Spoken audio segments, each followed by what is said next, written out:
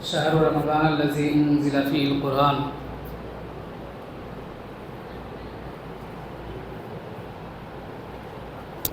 ہم لوگوں نے تراویح نماز میں جو کچھ سنا ہے ان میں سے چند مخصوص آیات کریمہ کا مفہوم اور ان آیتوں کی تفسیر آپ لوگوں کے سامنے بیان کی جائیں گی۔ سب سے پہلی آیت جو ہم لوگوں نے سنی ہے وہ ہے شہر رمضان الذی انزل فیہ القرآن۔ رمضان کا مہینہ وہ مہینہ ہے جس میں قرآن نازل کیا گیا۔ اس آیت کریمہ کے اندر اللہ رب العالمین نے رمضان کی عظمت کو بیان کیا ہے کہ رمضان کا مہینہ اس قدر عظمت والا ہے، مرتبت والا ہے اور اتنا عظیم الشان ہے کہ اللہ تعالیٰ نے اس میں قرآن کو نازل کیا۔ بلفظ دیگر قرآن اس مہینے میں نازل ہوا ہے وہ مہینہ انتہائی عظیم الشان ہے۔ تو اللہ رب العالمین نے قرآن کریم کے نازل ہونے کی وجہ سے اس مہینے کے مقام اور مرتبہ کو بلند کر دیا۔ یہاں پہ ایک نقطہ سمجھنے کا یہ ہے کہ یہ رمضان ایک مہینہ ہے، منٹوں اور گھنٹوں کے مجموعہ کو دن کہتے ہیں۔ شب و روز کے آنے جانے کو اسی کو مہینہ کہا جاتا ہے، اسی کو ہفتے سے تعبیر کیا جاتا ہے۔ تو یہ مہینہ شب و روز کا مجموعہ ہے، لیکن مہینے کی عظمت، مہینے کی بلندی اس لیے ہے کہ اس میں قرآن نازل ہوا ہے۔ جب قرآن کریم کے نازل ہونے کی وجہ سے ایک مہینے کا مقام بلند ہو سکتا ہے اور ایک مہینہ ایک اونچے معیار کو پہنچ سکتا ہے، تو اس سے آپ اندازہ لگائیں جب ہم اور آپ قرآن سے جڑیں گے تو ہمارا مقام و مرتبہ کتنا بلند ہوگا۔ یہ لکڑی ہے، اسی لکڑی کو ہم جلاتے ہیں اور اسی طرح کی لکڑیوں سے تخت بنتا ہے، چوکی بنتی ہے، کرسیاں بنتی ہیں، چیئرز بنتے ہیں، اس پہ ہم بیٹھتے ہیں۔ لیکن اسی لکڑی کا ایک ٹکڑا جس سے رحل بنایا جاتا ہے، رحل بنانے کی وجہ سے اس کا مقام بلند ہو گیا۔ کیوں؟ اس لیے کہ اس کے اوپر قرآن رکھا جاتا ہے۔ قرآن رکھے جانے کی وجہ سے اس لکڑی کا مقام اور اس کی بلندی بہت اعلیٰ درجے کو پہنچ گئی، اس کا مقام بلند ہو گیا۔ اسی طرح سے کپڑا ہے، اس کپڑے کو ہم پہنتے ہیں، اس کا کرتا بنایا جاتا ہے، جبہ بنایا جاتا ہے، شرعی پاجامہ بنائے جاتے ہیں، ٹوپیاں بنائی جاتی ہیں، کرچی دستی رومال بنایا جاتا ہے اور لوگ اس کو طرح طرح سے استعمال کرتے ہیں۔ لیکن اسی کپڑے کا ایک بچا ہوا ٹکڑا اگر ہم اس سے جزدان بنا لیں اور اس کے ذریعے سے قرآن کو لپیٹیں تو قرآن باندھنے کی وجہ سے، قرآن لپیٹنے کی وجہ سے، قرآن اس میں رکھنے کی وجہ سے اس کا مقام بلند ہوتا ہے۔ ایک لکڑی کی وجہ سے، ایک لکڑی جو قرآن سے جڑ گیا، ایک کپڑا جو قرآن سے جڑ گیا، ایک مہینہ جس میں قرآن نازل ہوا، اس کا مقام و مرتبہ بلند ہو گیا۔ تو جب ہم اور آپ، انسان جو بہت بڑی مخلوق ہے جس کو اشرف المخلوقات کہا جاتا ہے، جب وہ قرآن سے جڑے گا اور اس کا رابطہ، اس کا تعلق قرآن سے مضبوط ترین ہوتا جائے گا تو اس کے مقام و بلند کا کیا پہنچنا ہے، کیا بولنا ہے، حد درجہ یہ مقام و مرتبہ اس کا بلند ہو جائے گا۔ تو اس سے معلوم ہوا کہ قرآن کریم رمضان کے اندر نازل ہوا۔ رمضان میں قرآن نازل ہونے کی وجہ سے اللہ رب العالمین نے اس کے مقام کو، اس کے عظمت کو دوبالا کر دیا۔ اور ایک بات یہ بھی یاد رکھیں کہ قرآن کریم ہی صرف رمضان میں نازل نہیں ہوا، جتنی بھی آسمانی کتابیں ہیں، چاہے تورات ہو، زبور ہو، انجیل ہو اور صحف ابراہیم ہو، صحیفہ موسیٰ ہو، تمام آسمانی کتابیں اسی رمضان کے مہینے میں نازل ہوئی ہیں۔ ساری آسمانی کتابیں رمضان کے مہینے میں نازل ہوئی۔ تو اس آیت کریمہ سے قرآن کا اور رمضان کا خصوصی تعلق معلوم ہوتا ہے۔ شہر رمضان الذی انزل فیہ القرآن، رمضان کا مہینہ وہ عظیم مہینہ ہے جس میں قرآن نازل ہوا۔ اس سے رمضان کا اور قرآن کا گہرا ربط اور اس کا تعلق پتہ چلتا ہے۔ اسی وجہ سے اللہ کے نبی صلی اللہ علیہ وسلم کو جبرائیل علیہ السلام اس مہینے میں قرآن کا دور کرایا کرتے تھے، قرآن کا مراجعہ ہوتا تھا۔ اور جس سال نبی صلی اللہ علیہ وسلم کی وفات ہوئی اس سال اللہ کے نبی صلی اللہ علیہ وسلم نے 2 مرتبہ قرآن کا دور کیا، اور اسی لیے اس مہینے میں ہم کثرت سے قیام اللیل کرتے ہیں۔ اللہ کے نبی صلی اللہ علیہ وسلم نے فرمایا من قام رمضان ایمانا و احتسابا غفر له ما تقدم من ذنبه، جو آدمی ایمان کی حالت میں ثواب کی لالچ سے رمضان میں قیام کرے گا، تہجد کی نماز، تراویح کی نماز، صلاۃ اللیل، قیام اللیل کا اہتمام کرے گا، اللہ تعالیٰ اس کے پچھلے سارے گناہوں کو معاف کر دیتے ہیں، اس لیے کہ اس کے اندر قرآن پڑھا جاتا ہے۔ تو قرآن پڑھے جانے کی وجہ سے قیام اللیل کا بھی مقام و مرتبہ بلند ہوا، قرآن نازل ہونے کی وجہ سے رمضان کا بھی مقام و مرتبہ بلند ہوا، اور قرآن سے ہمارا رشتہ استوار ہونے کی وجہ سے ہمارا بھی مقام و مرتبہ بلند ہوگا۔ اسی لیے اللہ کے نبی صلی اللہ علیہ وسلم نے ایک حدیث کے اندر فرمایا خیرکم من تعلم القرآن وعلمہ، تم میں سب سے بہتر انسان وہ ہے جو قرآن پڑھتا ہے، دوسروں کو پڑھاتا ہے، قرآن سیکھتا ہے، دوسروں کو سکھاتا ہے۔ تو یہ پیغام دیا جا رہا ہے کہ قرآن کریم کے ذریعے سے ہم تمام لوگوں کو اپنا رشتہ استوار کرنا چاہیے، زیادہ سے زیادہ قرآن کو وقت دیں اور قرآن کو سیکھیں، اس کی تعلیم حاصل کریں، اس کی تبلیغ کریں اور اس کے تمام احکام کو اپنے عملی زندگی میں نافذ کرنے کی کوشش کریں۔ آگے اللہ رب العالمین نے فرمایا فَمَنْ شَهِدَ مِنْكُمُ الشَّهْرَ فَلْيَصُمْهُ وَمَنْ كَانَ مَرِيضًا أَوْ عَلَىٰ سَفَرٍ فَعِدَّةٌ مِنْ أَيَّامٍ أُخَرَ۔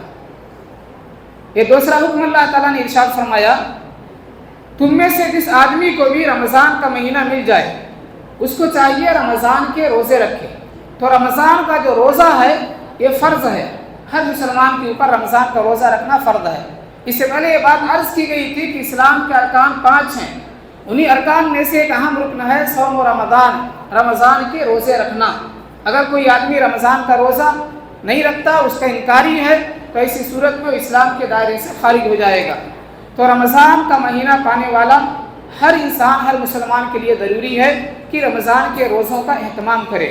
البتہ کچھ لوگ ایسے ہیں جن کو رخصت دی گئی ہے، کچھ ایسے لوگ ہیں جو رمضان کا روزہ نہیں رکھیں گے، ان کے لیے شریعت نے رخصت دی ہے، جیسے مریض ہے اور مسافر ہے۔ وَمَنْ كَانَ مَرِيضًا أَوْ عَلَىٰ سَفَرٍ، جو تم میں سے مریض ہو یا مسافر ہو۔ پھر مریض کی بہت ساری قسمیں ہیں۔ ایک مریض ایسا ہے کسی کو بخار ہے، سردی ہے، زکام ہے، وقتی طور پہ بیمار ہے، تھوڑی دیر کے لیے بیمار ہے، کچھ دنوں کے لیے بیمار ہے، ایسا آدمی روزہ چھوڑ دے گا، لیکن بعد کے دنوں میں اس کو روزہ قضا کرنا ہے، روزہ ادا کرنا ہے، روزہ رکھنا ہوگا۔ مسافر ہے، سفر درپیش ہے، آدمی روزہ چھوڑ دے گا لیکن بعد کے دنوں میں روزہ رکھنا ہوگا۔ البتہ ایسا مریض جو دائم المریض ہے، ہمیشہ بیمار رہنے والا ہے، صاحب فراش ہے، اب وہ آدمی اٹھ سکتا نہیں، اور وہ آدمی وہ تاب و توانائی حاصل نہیں کر سکتا جس سے روزہ رکھنے کی امید رکھی جائے، تو ایسا ہمیشہ بیمار رہنے والا آدمی روزہ نہیں رکھے گا، وہ ہر روزے کے بدلے میں فدیہ ادا کرے گا۔ یا اسی طرح سے کوئی آدمی عمر رسیدہ ہے، اس کی عمر ہو گئی، 80 سال کا ہو گیا، 80 پہ 5 سال کا ہو گیا، 90 سال کا ہو گیا، 100 سال کا ہو گیا، بہت ضعیف ہو گیا، ایسے لوگ بھی روزہ نہیں رکھیں گے، اپنے روزوں کے بدلے میں دوسرے کو روزہ رکھوائیں گے، یعنی فدیہ ادا کریں گے۔ یا اسی طرح سے مسافر ہے تو مسافر بھی روزہ نہیں رکھے گا، بعد کے دنوں میں قضا کرے گا۔ حاملہ عورت، مرضیہ عورت ہے، عورت حمل سے ہے، پریگننٹ ہے، ایسی عورت بھی روزہ نہیں رکھے گی، بعد میں چاہے تو قضا کر لے، چاہے تو کفارہ ادا کرے۔ یا اسی طرح سے مرضیہ عورت ہے جو بچے کو دودھ پلاتی ہے، بچے کو دودھ پلاتی ہے۔ اس سلسلے میں شیخ البانی رحمۃ اللہ علیہ کا فتویٰ یہ ہے کہ ایک عورت جس کے پیٹ میں بچہ پل رہا ہوتا ہے، ظاہر سی بات ہے پورے 1 سال تک وہ اس دور سے گزرے گی، بچہ 9 مہینے تک ماں کے پیٹ میں ہے، پھر بچے کی پیدائش ہوئی، دودھ پلانا ہے۔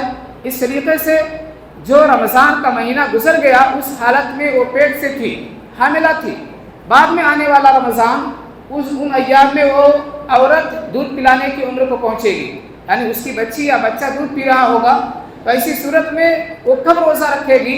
شیخ البانی رحمۃ اللہ علیہ کا فتویٰ یہ ہے کہ وہ اپنے روزوں کے بدلے میں فدیہ ادا کرے گی، کفارہ ادا کرے گی۔ یا اسی طریقے سے حیض اور نفاس والی عورت ہے، حیض اور نفاس والی عورت روزہ نہیں رکھے گی، بعد کے دنوں میں اس کو قضا کر لے گی۔ یا اسی طرح سے نابالغ بچے ہیں، چھوٹے چھوٹے بچے ہیں، ایسے بچوں کے اوپر بھی روزہ فرض نہیں ہے، البتہ تعلیم کے لیے، تربیت کے لیے اگر والدین چاہیں تو اسے رکھوا سکتے ہیں۔ یہ اللہ رب العالمین نے ان آیات کے اندر دوسرا حکم ارشاد فرمایا۔ تیسرا حکم یہ ہے وَإِذَا سَأَلَكَ عِبَادِي عَنِّي فَإِنِّي قَرِيبٌ۔ اے نبی صلی اللہ علیہ وسلم، جب لوگ آپ سے میرے بارے میں سوال کریں تو آپ کہہ دیجیے میں ان سے بہت قریب ہوں۔ اجیب دعوت الداعی اذا دعان، میں لوگوں کے پکار کو سنتا ہوں، دعا کرنے والے کی دعا کو سنتا ہوں، قبول کرتا ہوں جب بھی وہ دعا کرتا ہے۔ اجیب دعوت الداعی اذا دعان، پکارنے والے کی پکار کا جواب دیتا ہوں۔ اس آیت کریمہ کے اندر اللہ رب العالمین نے دعا کرنے کا حکم دیا۔ یہاں پہ یہ نقطہ یاد رکھیں کہ سب سے پہلے آیتوں میں اللہ رب العالمین نے رمضان کے روزے کے بارے میں بات کی ہے، پھر اس کے بعد دعا کے تعلق سے بات فرمائی ہے، پھر اس کے بعد اللہ تعالیٰ نے پھر رمضان کے روزے کے احکام اور مسائل کو بیان کیا ہے۔ تو اول آخر میں رمضان اور روزے کے مسائل کو بیان کیا گیا اور بیچ میں دعا کی بات کہی گئی، جس سے معلوم یہ ہوتا ہے کہ دعا کا رمضان سے اور روزے سے گہرا ربط ہے، تعلق ہے۔ اور اس سے پہلے یہ بات آپ لوگوں کے سامنے بیان کی گئی تھی کہ دعا یہ ایک عظیم عبادت ہے، ایک عظیم عبادت ہے۔ اسی لیے اللہ رب العالمین نے فرمایا ان الذین یستکبرون عن عبادتی سیدخلون جہنم داخرین، جو ہماری عبادت سے اعراض کرتے ہیں، جو دعا کا اہتمام نہیں کرتے، ایسے لوگوں کو ذلیل کر کے، رسوا کر کے ہم جہنم کے اندر ڈالیں گے۔ یہ بھی فرمایا نبی صلی اللہ علیہ وسلم نے من لم یسأل اللہ یغضب علیہ، جو اللہ تعالیٰ سے نہیں مانگتا اللہ تعالیٰ اس سے ناراض ہوتے ہیں۔ اور دعا قبول ہوتی ہے، دعا ہر حال میں قبول ہوتی ہے۔ کل آپ لوگوں کے سامنے یہ بات عرض کی گئی تھی کہ ابراہیم علیہ السلام نے اللہ تعالیٰ سے دعا کیا تھا ربنا وابعث فیہم رسولا منہم یتلو علیہم آیاتک، اللہ ان لوگوں میں ایک ایسا رسول بھیج دے جو ان لوگوں کے اوپر تیری آیتوں کی تلاوت کرتا رہے۔ ابراہیم علیہ السلام نے نبی صلی اللہ علیہ وسلم کی بعثت کے تعلق سے دعا کیا تھا اور یہ دعا ہزاروں سال کے بعد قبول ہوئی۔ نبی صلی اللہ علیہ وسلم ابراہیم علیہ السلام کے ہزاروں سال کے بعد آئے، معلوم یہ ہوا کہ دعا قبول ہوتی ہے چاہے اس میں 100 سال کا عرصہ لگ جائے، 1000 سال کا عرصہ لگ جائے، ہزاروں سال کا عرصہ لگ جائے، لیکن دعا ہر حالت میں قبول ہوتی ہے۔ تو ابراہیم علیہ السلام کی دعا کے نتیجے میں ہزاروں سال کے بعد نبی صلی اللہ علیہ وسلم کی بعثت ہوئی ہے۔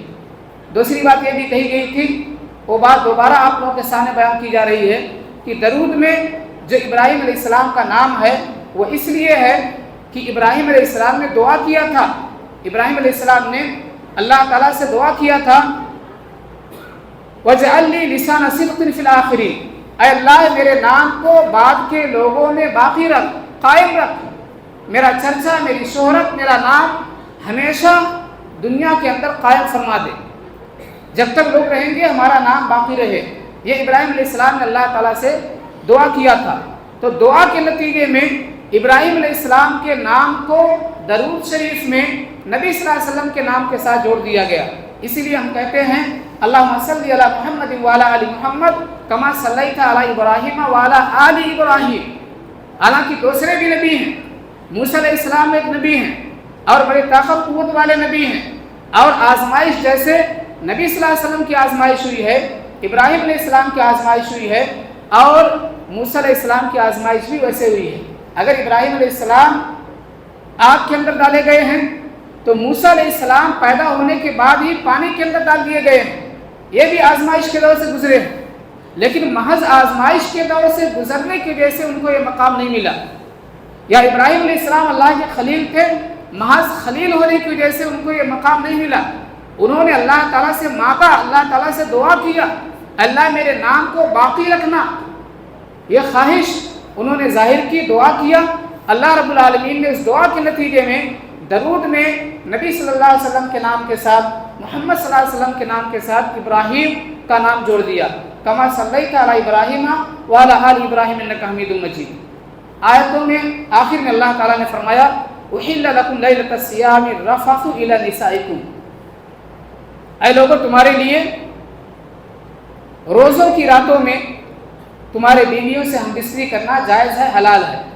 شروع اسلام میں جب روزہ فرض ہوا تھا تو اس وقت شروع اسلام میں رات میں بھی کھانے پینے سے منع کر دیا گیا تھا۔ افطاری کا وقت ہوا، افطاری میں جو کچھ کھانا پینا ہوتا لوگ کھا لیتے تھے، پی لیتے تھے، اس کے بعد عشاء تک کھاتے پیتے رہتے تھے۔ پھر عشاء کے بعد سے سونے کا وقت ہوتا طلوع فجر تک، اس وقت تک پھر کھانا پینا منع ہو جاتا تھا، پھر نہ کھانا ہے، نہ پینا ہے، نہ بیوی سے قربت اور صحبت کرنی ہے، یہ ممنوع تھا، حرام تھا ابتدائی اسلام میں۔ پھر اللہ رب العالمین نے اس حکم کو منسوخ قرار دے دیا اور فرمایا احل لکم لیلۃ الصیام الرفث الی نسائکم، اے لوگو اب تمہارے لیے راتوں میں تمہارے بیویوں سے ہم بستری کرنا جائز ہے۔ تو اب اللہ رب العالمین کا یہ حکم ہے کہ آدمی ساری رات کھا سکتا ہے، رات میں کبھی بھی اپنی بیوی سے قربت اور صحبت اختیار کر سکتا ہے۔ شروع اسلام میں ممانعت تھی، بعد میں اس کی اجازت ہو گئی۔ اس سے ایک مسئلہ یہ معلوم ہوا کہ امت مسلمہ کے لیے اللہ رب العالمین نے کتنی آسانیاں رکھی ہیں، کتنی آسانیاں رکھی ہیں۔ اس طرح کی جو سختیاں تھیں، جو پابندیاں تھیں، ان سارے پابندیوں کو، سختیوں کو ختم کر دیا گیا۔ آگے اللہ نے فرمایا وَلَا تُبَاشِرُوهُنَّ وَأَنْتُمْ عَاكِفُونَ فِي الْمَسَاجِدِ، اور جب تم مسجدوں میں اعتکاف بیٹھو تو اس حالت میں اپنے بیویوں سے مباشرت نہ کرو۔ اس سے یہ معلوم ہوا کہ اعتکاف کے لیے مسجد کا ہونا لازم ہے، چاہے مرد ہو یا عورت، مسجد میں اعتکاف کیا جائے گا۔ بہت سارے لوگ اور ایک خاص طبقہ کے یہاں یہ مسئلہ پایا جاتا ہے کہ وہ لوگ اپنی عورتوں کو اجازت دیتے ہیں کہ عورتیں گھروں میں اعتکاف بیٹھ جائیں، یہ جائز نہیں ہے۔ عورت ہو یا مرد ہو، ہر ایک کو اعتکاف کے لیے مسجد لازم پکڑنا ضروری ہے۔ یہ آیت کریمہ اس کی صریح دلیل ہے اور بہت بڑی دلیل ہے، مضبوط دلیل ہے۔ وَلَا تُبَاشِرُوهُنَّ وَأَنْتُمْ عَاكِفُونَ فِي الْمَسَاجِدِ، کہ اے لوگوں اپنے بیویوں سے ہم بستری نہ کرو جب تم مسجد میں اعتکاف بیٹھے ہوئے ہو۔ اعتکاف کی حالت میں ساری چیزیں ممنوع ہیں۔ دوسری باتیں معلوم ہوئی کہ اعتکاف مسجد ہی میں ہوگا، چاہے مرد ہو یا عورت ہو۔ مسجد سے ہٹ کر کے گھروں میں اعتکاف بیٹھنا یہ رواج لوگوں کا اپنا بنایا ہوا ہے، خود ساختہ ہے، کتاب و سنت سے ایسی کوئی بات ثابت نہیں ہے۔ اس لیے اعتکاف کے لیے مسجد کا ہونا لازم ہے۔ اللہ رب العالمین سے دعا ہے اللہ العالمین تمام لوگوں کو ان سارے احکام و مسائل کے اوپر عمل کرنے کی توفیق عطا فرمائے، ہمارے روزوں کے اندر خلوص پیدا فرما، ہر طرح کے رسم و رواج سے، برائیوں سے، کفر و معصیت سے ہم لوگوں کی حفاظت فرما۔ اقول قولی ھذا واستغفر اللہ لی ولکم ولسائر المسلمین۔